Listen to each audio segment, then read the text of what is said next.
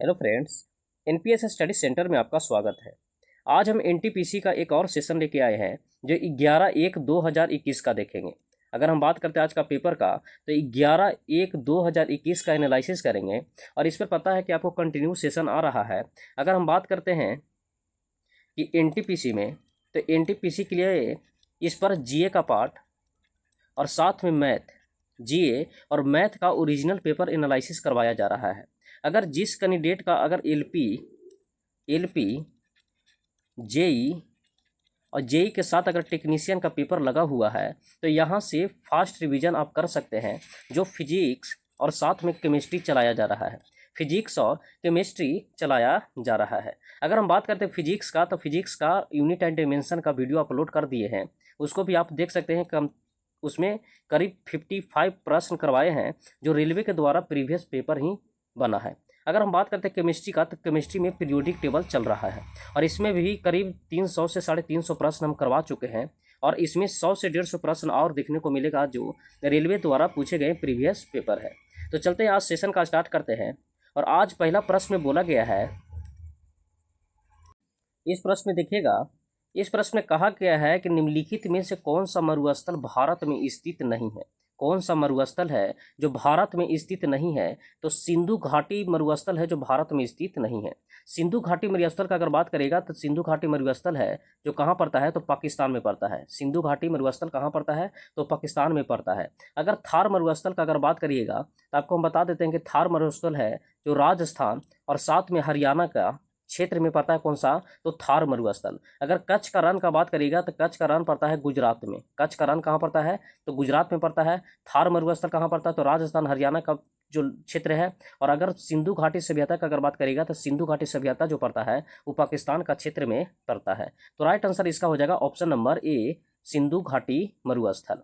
अगले प्रश्न देखिएगा, इस प्रश्न में कहा गया है, बोला गया है कि मैग्नीशियम के लिए प्रयुक्त प्रतीक कौन सा है। अगर मैग्नीशियम का अगर बात करते हैं कि मैग्नीशियम के लिए प्रयुक्त प्रतीक कौन सा है, तो मैग्नीशियम के लिए होता है कौन सा? तो मैग्नीशियम का प्रतीक कौन सा है? तो मैग्नीशियम का प्रतीक कौन सा हो गया? तो मैग्नीशियम हो गया। मैग्नीशियम के लिए प्रयुक्त प्रतीक कौन सा हो गया? तो मैग्नीशियम हो गया। अगर मैग्नीशियम का अगर बात करते हैं, तो आपको पता है कि मैग्नीशियम का परमाणु संख्या कितना होता है? तो मैग्नीशियम का परमाणु संख्या 12 होता है। अगर इसका संयोजी इलेक्ट्रॉन का अगर बात करिएगा कि संयोजी इलेक्ट्रॉन कितना होता है, संयोजी इलेक्ट्रॉन का, तो संयोजी इलेक्ट्रॉन इसका देखिएगा तो 282 का बनेगा इलेक्ट्रॉनिक विन्यास। तो ये बताइए कि ब्राह्मण कक्षा में 2 इलेक्ट्रॉन है, इसी को हम बोलते हैं संयोजी इलेक्ट्रॉन। ब्राह्मण कक्षा में 2 इलेक्ट्रॉन को ही हम क्या कहते हैं? संयोजी इलेक्ट्रॉन कहते हैं। अगर आपसे संयोजकता पूछ लेगा कि बताइए कि संयोजकता क्या है, संयोजकता, तो संयोजकता भी कौन सा होता है? तो द्वितीय होगा। हम बताए थे कि अगर ब्राह्मण कक्षा में 1 इलेक्ट्रॉन आ जाए, 2 इलेक्ट्रॉन आ जाए, 3 इलेक्ट्रॉन आ जाए, तो ये सारा है जो संयोजी इलेक्ट्रॉन के साथ साथ संयोजकता कहलाता है। संयोजी इलेक्ट्रॉन के साथ साथ संयोजकता कहलाता है। तो मैग्नीशियम का संयोजकता की अगर बात करेगा, तो संयोजकता भी इसका क्या होता है? तो 2 होता है। और संयोजी इलेक्ट्रॉन भी क्या होता है? तो 2 होता है। अगर इसी में अगर बात करिएगा मैग्नीशियम का, तो आपको पता है कि मैग्नीशियम है जो मैग्नीशियम है जो सेकंड ए में आता है, सेकंड ए में आता है। और सेकंड ए के वर्ग को हम क्या कहते हैं? तो क्षारीय मृदा धातु कहते हैं। क्षारीय मृदा धातु कहते हैं। क्षारीय मृदा धातु कहते हैं। क्षारीय मृदा धातु कहते हैं। तो क्षारीय मृदा धातु किसको कहते हैं? तो सेकंड ए को कहते हैं। अगर आपसे पूछ ले जाएगा कि फर्स्ट ए को हम क्या कहते हैं, तो इसको हम क्षारीय धातु बोलते हैं। क्षारीय धातु कहते हैं। तो क्षारीय धातु हो गया फर्स्ट के ए, और क्षारीय मृदा धातु कौन सा हो गया? तो सेकंड का ए। तो इसका राइट आंसर हो जाएगा ऑप्शन नंबर 4, जो मैग्नीशियम के लिए प्रयुक्त प्रतीक कौन सा है? तो मैग्नीशियम Mg। अगले प्रश्न देखिएगा, इस प्रश्न में देखिएगा, इस प्रश्न में कहा गया है कि विश्व मरुस्थल और सूखा रोकथाम दिवस किस दिन मनाया जाता है? विश्व मरुस्थल और सूखाथाम दिवस किस दिन मनाया जाता है? तो इस 17 जून को मनाया जाता है। 17 जून को मनाया जाता है। अगर हम 22 अप्रैल का बात करते हैं, तो आपको पता है कि 22 अप्रैल को पृथ्वी दिवस मनाते हैं। 22 अप्रैल को पृथ्वी डे मनाते हैं। तो पृथ्वी दिवस हो गया 22 अप्रैल को। अगर 22 मई का अगर बात करते हैं, तो 22 मई को हम जैव विविधता दिवस मनाते हैं। जैव विविधता दिवस मनाते हैं। तो जैव विविधता दिवस कब मनाते हैं? तो 22 मई को। ये बताइए 22 अप्रैल को हम पृथ्वी दिवस मनाते हैं, 22 अप्रैल को पृथ्वी दिवस, 22 मई को जैव विविधता दिवस और विश्व मरुस्थलीक और सूखा रोकथाम दिवस कब मनाया जाता है? तो 17 जून को मनाया जाता है। अगर 5 जून का अगर बात करेगा तो ये मनाया जाता है विश्व पर्यावरण दिवस। विश्व पर्यावरण दिवस पूछेगा कि विश्व पर्यावरण दिवस का मनाया जाता है, तो विश्व पर्यावरण दिवस 5 जून को मनाया जाता है। अगले प्रश्न देखिएगा। इस प्रश्न में कहा गया है, बोला गया है कि एप्पल कंप्यूटर का सह संस्थापक कौन है? एप्पल कंप्यूटर्स का सह संस्थापक कौन है? तो 4 हो जाएगा, स्टीव जॉब्स है। एप्पल कंप्यूटर्स के सह संस्थापक कौन सा है? तो स्टीव जॉब्स है। अगले प्रश्न देखिएगा।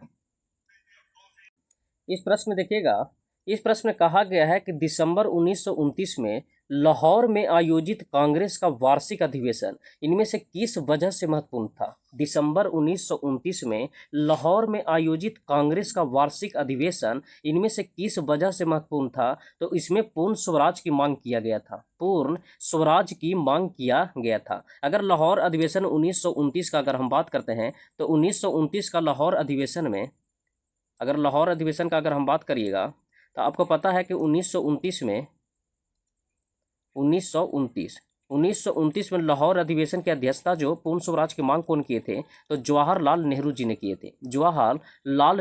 किए थे। और इसी में रावी नदी के तट पर 12 बजे रात्रि में झंडा फहराए थे और वहीं पूर्ण स्वराज की मांग किए थे। ये मांग कौन किए थे? तो जवाहरलाल नेहरू जी ने किए थे। और इसीलिए 1929 में लाहौर आयोजित कांग्रेस का वार्षिक अधिवेशन किस वजह से महत्वपूर्ण हो गया? तो पूर्ण स्वराज की मांग किया गया था। अगले प्रश्न देखिएगा।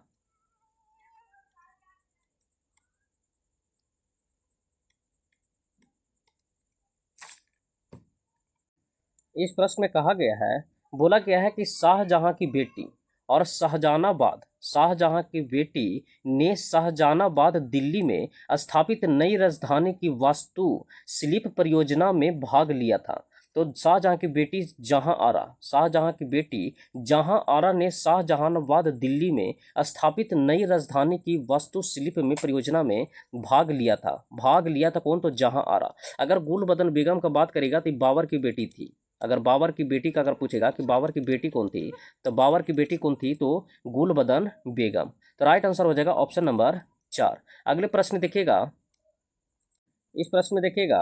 इस प्रश्न में बोला गया है कि एशिया का सबसे बड़ा उद्यान इंदिरा गांधी मेमोरियल ट्यूलिप उद्यान किस शहर में है? एशिया का सबसे बड़ा उद्यान इंदिरा गांधी मेमोरियल, अगर हम बात करते हैं इंदिरा गांधी मेमोरियल ट्यूलिप उद्यान किस शहर में स्थित है? तो ये श्रीनगर में स्थित है।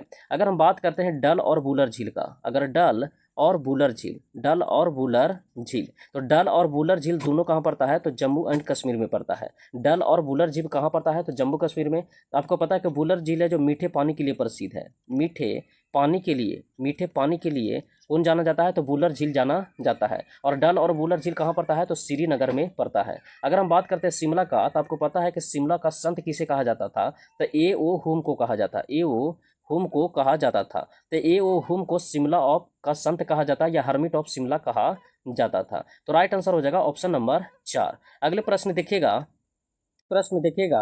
इस प्रश्न में बोला गया है कि भाभा परमाणु अनुसंधान केंद्र का पूर्व नाम क्या था? तो भाभा परमाणु अनुसंधान केंद्र का पूर्व नाम जो था वो ऑप्शन नंबर 3 में है कि परमाणु ऊर्जा प्रतिष्ठान ट्राम्बे। अगर हम बात करते हैं भाभा परमाणु का, इसका हेडक्वार्टर का अगर बात करेगा तो हेडक्वार्टर कहाँ पड़ता था? तो ट्राम्बे में पड़ता था। और ट्राम्बे कहाँ पड़ता है? तो मुंबई में पड़ता है। मुंबई में पड़ता है। और इसका पहले नाम क्या था? तो परमाणु ऊर्जा प्रतिष्ठान नाम था। अगले प्रश्न देखिएगा। इस प्रश्न में कहा गया है, बोला गया है कि कौन सा दुनिया का सबसे लंबा पेड़ है? तो रेडवुड है जो दुनिया का सबसे लंबा पेड़ है। रेडवुड दुनिया का सबसे लंबा पेड़ है। तो राइट आंसर हो जाएगा ऑप्शन नंबर ए कि दुनिया का सबसे लंबा पेड़ कौन सा हो जाता है? तो रेडवुड हो जाता है। कौन सा हो जाता है? तो रेडवुड हो जाता है। अगले प्रश्न देखिएगा। इस प्रश्न में कहा गया है, बोला गया है कि किस कंपनी ने 2005 में व्यक्तिगत कंप्यूटर बनाना बंद कर दिया था? बोला है कि किस कंपनी ने 2005 में व्यक्तिगत कंप्यूटर बनाना बंद कर दिया था? तो IBM ने बनाना बंद कर दिया था। IBM ने बनाना बंद कर दिया था। और कब बंद किया था? तो 2005 में। 2005 में बनाना बंद कर दिया था। अगर हम कंप्यूटर का बात करते हैं तो आपको पता है कि कंप्यूटर का अगर जनक का बात करिएगा तो कंप्यूटर का जनक कौन सा होता है? तो चार्ल्स बेबेज होता है। चार्ल्स बेबेज होता है। चार्ल्स बेबेज अगर हम बात करते हैं तो चार्ल्स बेबेज हो गया। चार्ल्स बेबेज हो गया जो कंप्यूटर का जनक हो गया। कंप्यूटर का जनक हो गया। अगर यहीं बात करते हैं इनपुट का, तो इनपुट से प्रश्न पूछा जाता है कि बताइए कि कीबोर्ड क्या है? कीबोर्ड और साथ में माउस। कीबोर्ड और माउस होता है जो क्या होता है? तो इनपुट डिवाइस है। अगर आउटपुट का बात करेगा कि बताइए कि आउटपुट में कौन सा आता है? तो आउटपुट में सबसे फेमस पूछता है प्लॉटर के बारे में कि बताइए प्लॉटर, और प्लॉटर के साथ पूछता है कि स्पीकर। स्पीकर हो गया। तो प्लॉटर और स्पीकर कौन सा होता है? तो आउटपुट होता है। और इनपुट में पूछेगा तो कीबोर्ड और माउस होता है जो इनपुट डिवाइस होता है। और आपसे प्रश्न में पूछा गया कि 2005 में व्यक्तिगत कंप्यूटर बनाना बंद कर दिया था, तो कौन बंद कर दिया था? तो IBM ने बनाना बंद कर दिया था। तो राइट आंसर हो जाएगा ऑप्शन नंबर 2। अगले प्रश्न देखिएगा। इस प्रश्न में कहा गया है, बोला गया है कि फोर्ट्रेन का पूर्ण रूप क्या होता है? अगर हम बात करते हैं कि फोर्ट्रेन का पूर्ण रूप क्या होता है, तो फॉर्मूला ट्रांसलेशन होता है। फॉर्मूला ट्रांसलेशन होता है। तो राइट आंसर हो जाएगा कि फॉर्मूला ट्रांसलेशन होता है। बड़े बड़े कंपनियों में फॉर्मूला ट्रांसलेशन करने के लिए, मतलब ट्रांसलेट करने के लिए हम किसका उपयोग करते हैं? तो फोर्ट्रेन का उपयोग करते हैं। तो राइट आंसर हो जाएगा ऑप्शन नंबर 3। अगले प्रश्न देखिएगा। इस प्रश्न में कहा गया है कि संयुक्त राष्ट्र सुरक्षा परिषद में मतलब कितने अस्थायी सदस्य होते हैं और कितने अस्थायी सदस्य होते हैं? तो आपको पता है कि 5 अस्थायी सदस्य होते हैं और 10 होता है जो अस्थायी सदस्य होता है। जब मेरा कंटिन्यू सेशन अगर NTPC का देख रहे हैं तो हम जरूर इनके बारे में UN के बारे में जिक्र किए हैं और वहाँ हम इसका सारा फैक्ट भी बताए थे। अगर हम UN का बात करते हैं तो आपको पता है कि अगर यूएन का बात करिएगा तो यूएन का अगर गठन का बात करिएगा तो यूएन का जो गठन हुआ था, यूएन का गठन हुआ था 1945 में। 1945 में इसका गठन हुआ था। अगर बात करेगा कि इसका हेडक्वार्टर कहाँ पड़ता है, तो इसका हेडक्वार्टर पड़ता है न्यूयॉर्क में इसका हेडक्वार्टर पड़ता है। अगर बात करिएगा कि यूएन में अस्थायी सदस्य कितने हैं, तो अस्थायी सदस्य बताए थे 5 होता है और इन्हीं के पास होता है वीटो पावर होता है 5 सदस्य के पास। अगर अस्थायी का बात करेगा कि अस्थायी मेंबर कितना है, तो अस्थायी मेंबर में हम बताएं कि अस्थायी मेंबर कितना होता है? 10 होता है। और जिसका कार्यकाल कितना होता है? तो 2 साल होता है। तो जिसका कार्यकाल कितना होता है? तो 2 साल होता है। अगर यूएन का अगर बात करेगा कि भाषा इसमें कितना है, तो भाषा इसमें कितना पड़ता है? तो 6 पड़ता है। अगर भाषा की बात करेगा तो भाषा कितना हो गया? तो 6 हो गया। अगर उसी के साथ पूछेगा कि बताइए कि अंग कितना है, तो अंग भी कितना है? तो 6 है। तो यूएन का गठन हुआ था 1945 में। हेडक्वार्टर कहाँ पड़ता था? न्यूयॉर्क में। अगर वीटो पावर देखिएगा तो 5 अस्थायी सदस्य के पास वीटो पावर है। अगर अस्थायी अध्यक्ष का बात करिएगा तो 10 अस्थायी अध्यक्ष है। और भाषा कितना है? तो 6 है। और अंग कितना है? तो अंग भी 6 है। इसका राइट आंसर हो जाएगा ऑप्शन नंबर 3। अगले प्रश्न देखिएगा। इस प्रश्न में कहा गया है, बोला गया है कि विश्व स्वास्थ्य संगठन WHO का मुख्यालय कहाँ स्थित है? विश्व स्वास्थ्य संगठन WHO का मुख्यालय कहाँ है? तो मुख्यालय इसका जिनेवा स्विट्जरलैंड में पड़ता है। जिनेवा स्विट्जरलैंड में इसका मुख्यालय पड़ता है। अगर WHO का बात करिएगा तो इसका गठन जो हुआ था वो 7 अप्रैल 1948 को हुआ था। 7 अप्रैल 1948 को इसका गठन हुआ था। और हेडक्वार्टर कहाँ पड़ता है? तो जिनेवा स्विट्जरलैंड में पड़ता है। अगर जिनेवा का बात करिएगा तो जिनेवा में ही अगर ILO का भी हेडक्वार्टर है। ILO का भी हेडक्वार्टर कहाँ पड़ता है? तो जिनेवा में पड़ता है। तो राइट आंसर हो जाएगा ऑप्शन नंबर 4। अगले प्रश्न देखिएगा। इस प्रश्न में कहा गया है, बोला गया है कि बताइए कि सर्व शिक्षा अभियान भारत सरकार का एक प्रमुख कार्यक्रम है जिसके तहत आयु वर्ग के बच्चों को मुफ्त अनिवार्य शिक्षा प्रदान किए जाने का उनका मौलिक अधिकार घोषित किया गया है। सर्व शिक्षा अभियान भारत सरकार का एक प्रमुख कार्यक्रम है और जिसके तहत आयु वर्ग के बच्चों को मुफ्त एवं अनिवार्य शिक्षा प्रदान किए जाने का उनका मौलिक अधिकार घोषित किया गया है। और कितने उम्र के बच्चा को किया गया है? तो 3 वर्ष के बच्चा 6 से 14 वर्ष के बच्चा का उम्र किया गया है। अगर बात करिएगा कि इस शिक्षा का अधिकार जो बनाया गया मौलिक अधिकार, तो शिक्षा के अधिकार को मौलिक अधिकार बनाया गया था 86वां संविधान संशोधन 86वां संविधान संशोधन 2002 के द्वारा, 86वां संविधान संशोधन 2002 के द्वारा इसको 21 के क में जोड़ दिया गया है, 21 के क में जोड़ दिया गया है। तो वही है कि बताइए कि शिक्षा के अधिकार को मौलिक अधिकार कब बनाया गया था, तो 86वां संविधान संशोधन 2002 के द्वारा 21 के क में शिक्षा के अधिकार को मौलिक अधिकार बना दिया गया है। और एज पूछेगा तो 6 से 14 वर्ष, 6 से 14 वर्ष है। अगर 21 का बात करेगा कि अनुच्छेद 21 में क्या कहा गया है, तो प्राण एवं देहिका के बारे में है। इसमें प्राण एवं देहिका, प्राण एवं देहिका के बारे में है। तो प्राण एवं देहिका का अगर बात करेगा, प्राण एवं देहिका का, तो 21 हो गया। और आपको पता है कि आपातकाल के दौरान अगर बात करिएगा कि आपातकाल के दौरान कौन सा मौलिक अधिकार भंग नहीं होता है, तो 20 और 21 याद रखिएगा कि आपातकाल के दौरान ये निलंबित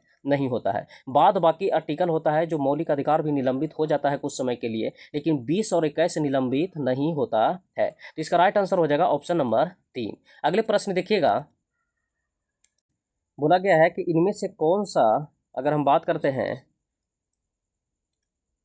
देखिएगा बोला है कि कौन सा 1853 में अंग्रेज के द्वारा भारत के लिए किए गए सबसे महत्वपूर्ण योगदान में से एक है जिसने लोगों की लंबी दूरी यात्रा करने के लिए सक्षम बनाया था। बोला है कि कौन सा 1853 में अंग्रेजों के द्वारा भारत के लिए किए गए सबसे महत्वपूर्ण योगदान में से एक है जिसने लोगों को लंबी दूरी की यात्रा करने में सक्षम बनाया है, तो रेल मार्ग। कौन सा, तो रेल मार्ग 1853 में चलाया गया था। और आपको पता है कि 1853 में चलाया था कौन, तो डलहौजी ने चलाए थे। कौन, तो डलहौजी ने चलाए थे। अगर पहली बार रेल चलाया गया था कहाँ, तो थाने से मुंबई के बीच चलाया गया था, थाने से मुंबई के बीच चलाया गया था। तो थाने से मुंबई के बीच कितना चलाया गया था, तो 34 किलोमीटर चलाया गया था, 34 किलोमीटर चलाया गया था। तो यही रेल मार्ग है जो बहुत अच्छा महत्वपूर्ण योगदान मिला था किसके लिए, तो लंबी दूरी की यात्रा करने में सक्षम बनाने के लिए। अगले प्रश्न देखिएगा, इस प्रश्न में कहा गया है, बोला गया है कि द व्हाइट टाइगर नामक उपन्यास के लेखक कौन है। तो द व्हाइट टाइगर उपन्यास के लेखक कौन थे, तो अरविंद अडिगा थे। कौन, अरविंद अडिगा थे।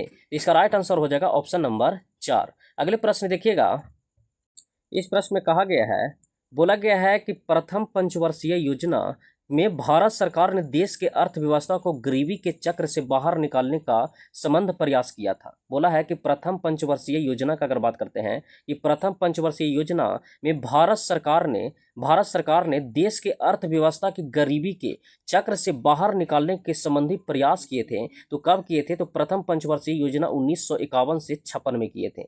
अगर हम बात करते प्रथम पंचवर्षीय योजना का, तो ये जो कृषि पर जोर दिया गया था, कृषि पर जोर दिया गया था। तो कृषि पर जोर दिया गया था किसमें, तो प्रथम पंचवर्षीय योजना में। अगर हम बात करते हैं कि किस मॉडल पर आधारित था, तो हैरोल्ड डोमर मॉडल पर आधारित था, हैरोल्ड डोमर मॉडल पर आधारित था, हैरोल्ड डोमर मॉडल पर आधारित था। अगर हम द्वितीय पंचवर्षीय योजना का अगर बात करते हैं, तो द्वितीय पंचवर्षीय योजना चला था 1956 से 61 के बीच, 1956 से 61 के बीच चला था द्वितीय पंचवर्षीय योजना। और ये जोड़ दिया गया था किस पर, तो उद्योग पर जोड़ दिया गया था, उद्योग पर जोड़ दिया गया था। अगर द्वितीय पंचवर्षीय योजना का बात करेगा कि किस मॉडल पर आधारित था, तो महाल नोबिस मॉडल पर आधारित था। तो महाल नोबिस मॉडल पर आधारित कौन सा था, तो द्वितीय पंचवर्षीय योजना। और बात करेंगे कि कब से कब चला था, तो 1956 से 61। और जोड़ दिया गया था किस पर, तो उद्योग पर जोड़ दिया गया था। तो इसका राइट आंसर हो जाएगा ऑप्शन नंबर 3। यही प्रश्न पूछ लेता है कि बताइए कि योजना आयोग कब आया था। योजना आयोग का अगर बात करिएगा कि योजना आयोग, अगर यह योजना आयोग का बात करिएगा तो आपको हम बता देते हैं, योजना आयोग का बात करिएगा, योजना आयोग का, तो ये आया था कब, 1950 में। 1950 में क्या लाया गया था, तो योजना आयोग लाया गया था। अगर हम बात करते हैं राष्ट्रीय विकास परिषद का, राष्ट्रीय विकास परिषद का अगर बात करिएगा कि राष्ट्रीय विकास परिषद कब आया था, तो ये आया था 1952 में। तो राष्ट्रीय विकास परिषद याद रखेगा 1952 में। और योजना आयोग को कब लाया गया था, तो 1950 में लाया गया था। तो राइट आंसर हो जाएगा ऑप्शन नंबर 3। अगले प्रश्न देखिएगा, इस प्रश्न में कहा गया है, बोला गया है कि प्रत्येक तत्व का एक नाम होता है, मतलब प्रत्येक तत्व का एक नाम होता है। एक अद्वितीय या अद्वितीय रासायनिक प्रतीक होता है, एक अद्वितीय रासायनिक प्रतीक होता है। बोला है कि प्रत्येक तत्व का एक नाम और होता है तो कौन सा होता है, तो एक अद्वितीय रासायनिक प्रतीक होता है। तो राइट आंसर हो जाएगा ऑप्शन नंबर 4। अगले प्रश्न देखिएगा, इस प्रश्न में बोला गया है, कहा गया है कि संसदीय प्रणाली में राष्ट्रपति द्वारा विधायी, न्यायिक और आपातकालीन शक्तियां का उपयोग वास्तव में किसकी सलाह पर किया जाता है। बोला संसदीय प्रणाली में राष्ट्रपति द्वारा विधायी, न्यायिक एवं आपातकालीन शक्तियां उपयोग वास्तव में किसकी सलाह पर किया जाता है, तो मंत्री परिषद की सलाह पर किया जाता है। मंत्री परिषद के सलाह पर किया जाता है। अगर हम यहाँ बात करेंगे कि संसद का, तो आपको पता है कि संसद का जो आर्टिकल होता है वो किस में होता है, तो 79 में होता है, 79 में होता है। अगर संसद का अगर बात करेगा तो संसद के 3 अंग होते हैं। संसद के कितने अंग होते हैं, तो संघ अंग 3 अंग होते हैं। एक होता है लोकसभा, अगर दूसरा का बात करेगा तो दूसरा होता है राज्यसभा, और तीसरा का बात करेगा तो तीसरा होता है प्रेसिडेंट। तीसरा क्या होता है, तो प्रेसिडेंट होता है। लेकिन अगर बात करेगा कि बताइए सदन कितने होते हैं, अगर सदन का बात करेगा तो सदन होता है 2 गो, एक होता है लोकसभा और दूसरा की बात करेगा तो दूसरा होता है राज्यसभा। तो सदन हो गया 2, लोकसभा और राज्यसभा। अगर अंग पूछेगा तो लोकसभा, राज्यसभा और प्रेसिडेंट होता है, राष्ट्रपति होते हैं। अगर यही बात करिएगा राष्ट्रपति के बारे में, तो आपको पता है कि राष्ट्रपति का, अगर हम राष्ट्रपति की बात करते हैं प्रेसिडेंट का, तो प्रेसिडेंट बनने के लिए न्यूनतम आयु कितना होना चाहिए, तो 35 साल होना चाहिए। प्रेसिडेंट बनने के लिए या उपराष्ट्रपति बनने के लिए मिनिमम एज कितना होना चाहिए, तो 35 वर्ष होना चाहिए। तो इसका राइट आंसर हो जाएगा ऑप्शन नंबर 4। अगले प्रश्न देखिएगा, इस प्रश्न में कहा गया है, बोला गया कि भारतीय राष्ट्रीय कांग्रेस के इनमें से किस अधिवेशन में पहली बार राष्ट्रगान गाया गया था। तो पहली बार राष्ट्रगान गाया गया था 1911 के कलकत्ता अधिवेशन में। 1911 के कलकत्ता अधिवेशन में। अगर हम बात करते हैं कि एक 1905 में हुआ था बंगाल विभाजन, 1905 में हुआ था बंगाल विभाजन। और आपको पता कि बंगाल विभाजन किया था कौन, तो करजन ने किया था। बंगाल विभाजन किया था कौन, तो करजन ने किया था। और यही बंगाल विभाजन में लाया गया था स्वदेशी आंदोलन। स्वदेशी आंदोलन, अगर हम बात करते हैं कि स्वदेशी आंदोलन लाया गया था और बंग भंग आंदोलन चलाया गया था। बंग भंग आंदोलन, अगर हम बात करते हैं बंग भंग आंदोलन का, तो कौन सा चलाया गया था, तो बंग भंग आंदोलन चलाया गया था। अगर हम बात करेंगे तो बंग भंग आंदोलन चलाया गया था। और किनके द्वारा चलाया गया था, तो रविंद्रनाथ टैगोर के द्वारा चलाया गया था। अब बंगाल विभाजन को रद्द कब किया गया, तो बंगाल विभाजन को रद्द की घोषणा किया गया था 1911 के कलकत्ते में। 1911 के कलकत्ता में बंगाल के विभाजन को रद्द किया गया था। बंगाल विभाजन को रद्द किया गया था और बंगाल से बिहार को अलग किया गया था इसी अधिवेशन में। अगर उस समय अगर गवर्नर का बात करेगा तो लॉर्ड हार्डिंग थे जो बंगाल विभाजन को रद्द किए थे। अगर सूरत का बात करते हैं 1907 में, तो सूरत में हुआ था गरम दल। अगर हम बात करेंगे कि गरम और नरम दल में क्या हुआ था, तो विभाजन हुआ था। तो गरम दल और नरम दल में क्या हुआ था, तो विभाजन हुआ था। अगर लखनऊ समझौता का अगर बात करिएगा तो गरम दल, नरम दल और मुस्लिम लीग क्या हुआ था, तो एक साथ मिले थे कब, तो 1916 के लखनऊ अधिवेशन में। और पहली बार इसमें भाग लिए थे कौन, तो महात्मा गांधी लिए थे। पहली बार महात्मा गांधी यही कांग्रेस अधिवेशन में भाग लिए थे कौन, तो महात्मा गांधी ने भाग लिए थे। अगर 1917 का अगर बात करते हैं तो 1917 की जो अध्यक्षता किए थे कोलकाता में, वो कौन किए थे, तो एनी बेसेंट ने किए थे। तो एनी बेसेंट का पूछेगा कि बताइए एनी बेसेंट ने कब अध्यक्षता किए थे, तो एनी बेसेंट ने अध्यक्षता किए थे 1917 का कोलकाता अधिवेशन में। 1917 का कोलकाता अधिवेशन में। और भारतीय राष्ट्रीय कांग्रेस का प्रथम महिला थी जो अध्यक्षता संभाली थी। अगर भारतीय राष्ट्रीय कांग्रेस का प्रथम महिला भारतीय अध्यक्षता संभालने वाली कौन थी, तो सरोजनी नायडू। और ये कब संभाली थी, तो 1925 में कानपुर अधिवेशन का। और कौन संभाली थी, तो सरोजनी नायडू। अगर बात करिएगा तो सरोजनी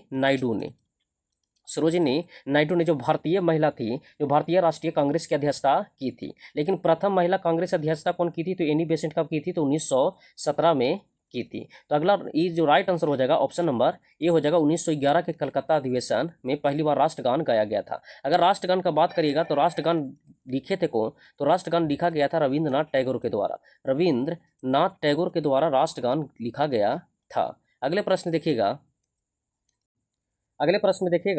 इस प्रश्न में बोला गया है कि गांधी जी का खिलाफ अभियान प्रेस एवं ब्रिटिश सेंसरशिप और पेशी के बिना नजरबंदी जवाब में कौन था, तो रोलेट एक्ट था। आपको हम बता देते हैं कि रोलेट एक्ट जो आया था ये कब आया था, तो 1919 में आया था। 1919 में रोलेट एक्ट लाया गया था। और रोलेट एक्ट को काला कानून किसने कहा था? रोलेट एक्ट को काला कानून किसने कहा था? तो महात्मा गांधी ने ही कहे थे। रोलेट एक्ट को काला कानून किसने कहा था? तो महात्मा गांधी ने कहे थे। आपको पता है कि जलियांवाला बाग हत्याकांड कब हुआ था? तो 13 अप्रैल 1919 को हुआ था। 13 अप्रैल 1919 को जलियांवाला बाग हत्याकांड हुआ। और इसी हत्याकांड में गोली चलाने का आदेश कौन दिए थे? तो गोली चलाने का आदेश दिए थे आर डायर ने। गोली चलाने का आदेश किसने दिए थे? तो आर डायर ने दिए थे। अगर पूछेगा कि बताइए पंजाब का उस समय लेफ्टिनेंट गवर्नर कौन था? अगर पंजाब का लेफ्टिनेंट गवर्नर पूछेगा तो पंजाब का लेफ्टिनेंट गवर्नर कौन था? तो ओ डायर था। पंजाब का लेफ्टिनेंट गवर्नर कौन था? तो ओ डायर था।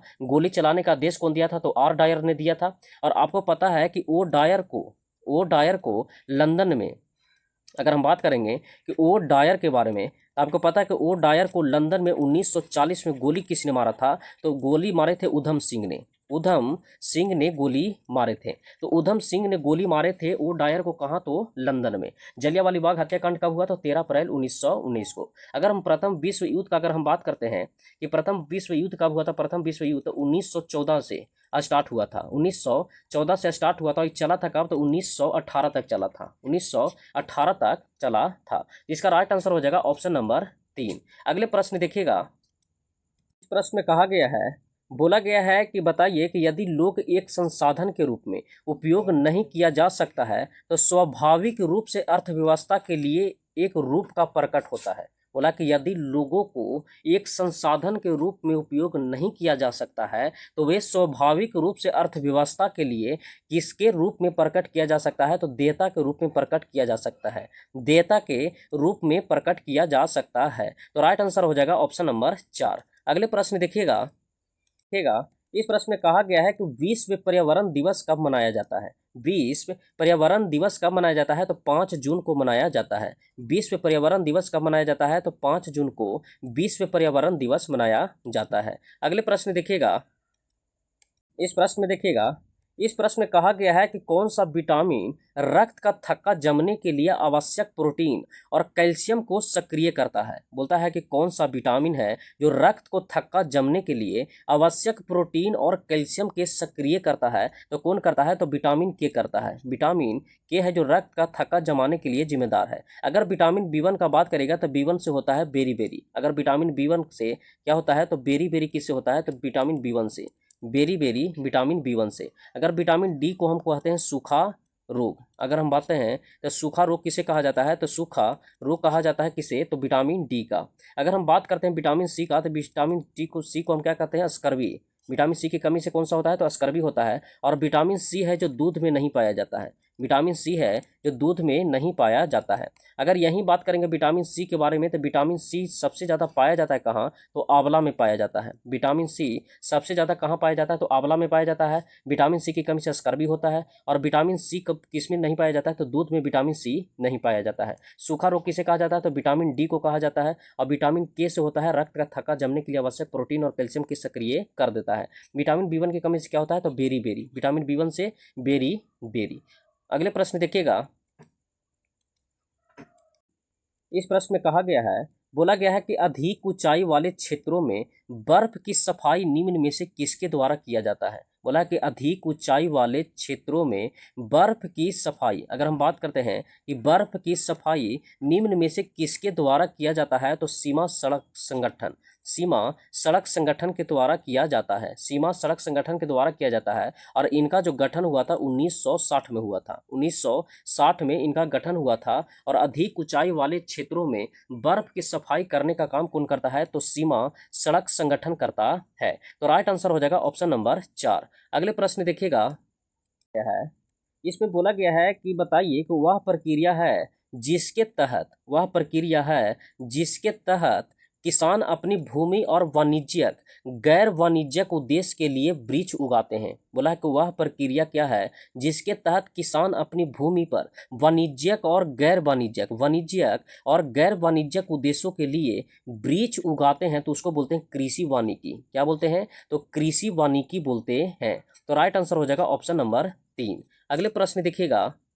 इसमें कहा गया है, बोला गया है कि इनमें से कौन सा संस्था भारत में बीमा उद्योग को विनियमित करने और बढ़ावा देने और उनका क्रमिक विकास सुनिश्चित करने के लिए जिम्मेदार है। बोला है कि इनमें से कौन सी संस्था भारत में बीमा उद्योग और विनियमित करने और बढ़ावा देने के उसका क्रमिक विकास सुनियोजित करता है, तो कौन सा है? तो IRDA है। कौन सा? तो IRDAI है, IRDAI है। अगर RBI का बात करिएगा तो आपको पता है एक अधिनियम आया था 1934 में, 1934 में अधिनियम आया था, और ये पारित कब हुआ था? तो पारित हुआ था 1935 में, 1935 में पारित हुआ था। अगर पूछेगा कि राष्ट्रीयकरण कब हुआ था, अगर बात करेगा कि राष्ट्रीयकरण कब हुआ था, तो राष्ट्रीयकरण हुआ था 1949 में, 1949 में राष्ट्रीयकरण हुआ था। ये बताइए कि पारित कब हुआ था? तो 1935 में। अधिनियम कब आया था? तो 1934 में। अगर बोलेगा कि RBI के भारतीय गवर्नर कौन था, तो भारतीय गवर्नर प्रथम कौन थे? तो CD देशमुख थे, CD देशमुख थे। लेकिन प्रथम गवर्नर कौन था? तो वो अस्वर्ण स्मिथ थे, वो अस्वर्ण स्मिथ थे, तो वो अस्वर्ण स्मिथ थे प्रथम। अगर भारतीय पूछेगा तो CD देशमुख होगी। अगर RBI अधिनियम का आया था कब आया था? तो 1934 में। और पारित कब हुआ था? तो 1935 में। और राष्ट्रीयकरण कब हुआ था? तो राष्ट्रीयकरण जो हुआ था वो हुआ था 1949 में। तो राइट आंसर हो जाएगा ऑप्शन नंबर 3, जो आपसे प्रश्न में पूछा गया है। अगले प्रश्न देखिएगा,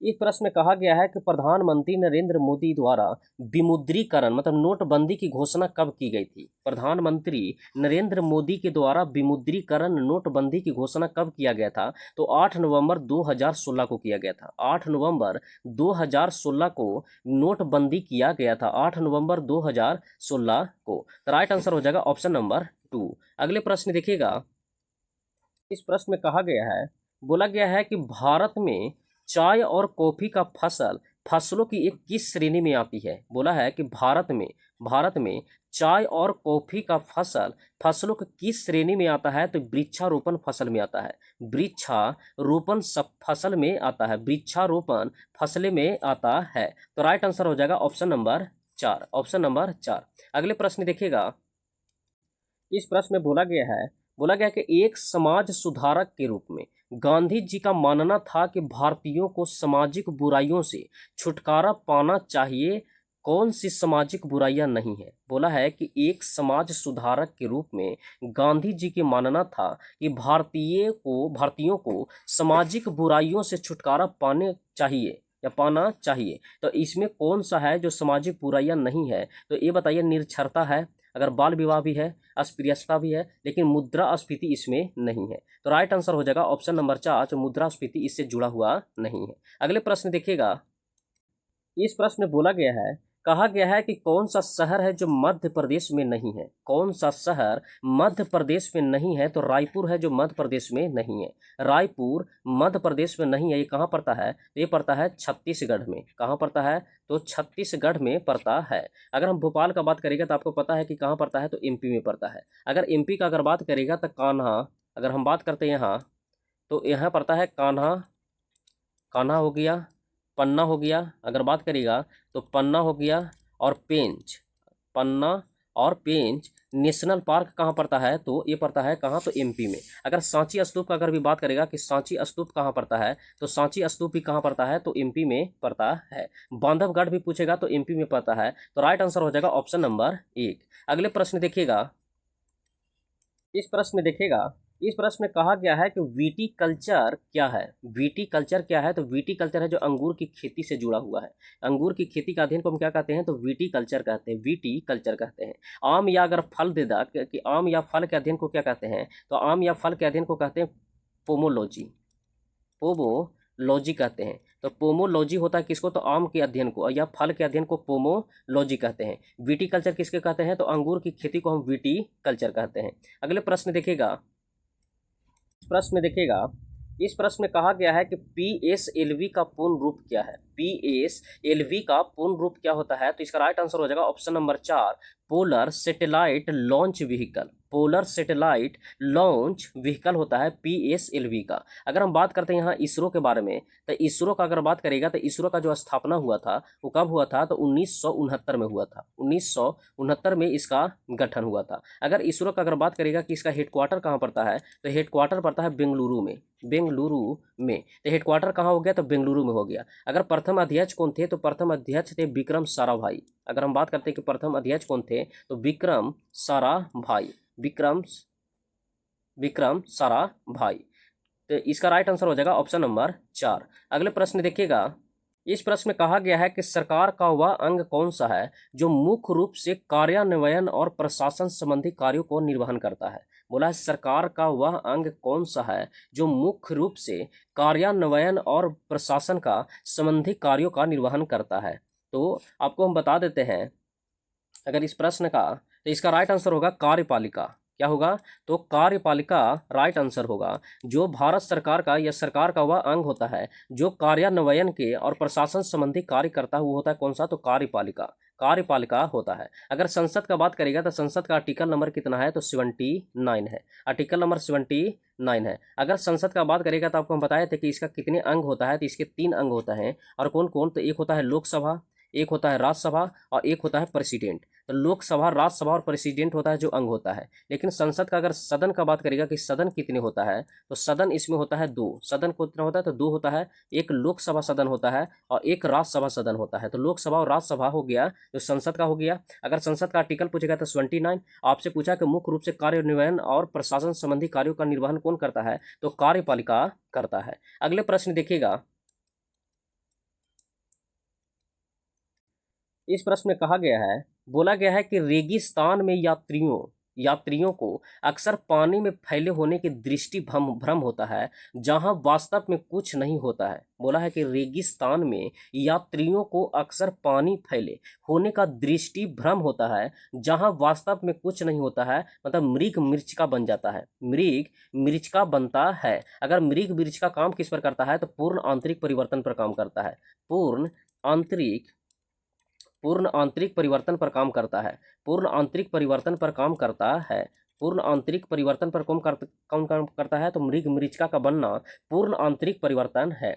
अगर प्रकीर्णन का बात करेगा कि सबसे ज्यादा प्रकीर्णन किसका होता है, तो सबसे ज्यादा प्रकीर्णन याद रखिएगा बैगनी का होता है। सबसे ज्यादा प्रकीर्णन किसका होता है, तो बैगनी का होता है सबसे ज्यादा। अगर सबसे कम प्रकीर्णन का अगर बात करेगा कि सबसे कम किसका होता है, सबसे कम किसका होता है, तो लाल का होता है। सबसे कम किसका होता है, तो लाल का होता है। और सबसे अगर ज्यादा पूछेगा कि सबसे ज्यादा किसका होता है, तो सबसे ज्यादा होता है बैगनी का। अगर प्रतिध्वनि का बात करिएगा तो मतलब कि एक ध्वनि गूंजना, बार बार सुनाई देना, उसको हम बोलते हैं प्रतिध्वनि। और प्रवर्तन होता है कि एक सतह से टकराकर वही माध्यम में, मतलब एक माध्यम से उसी माध्यम में वापस लौट जाना ही क्या कहलाता है, तो प्रवर्तन कहलाता है। तो यहाँ राइट आंसर हो जाएगा कौन सा, तो मृग मिर्च का। और मृग मिर्च का बनता किसके कारण, तो पूर्ण आंतरिक परिवर्तन के कारण बनता है। अगले प्रश्न देखिएगा।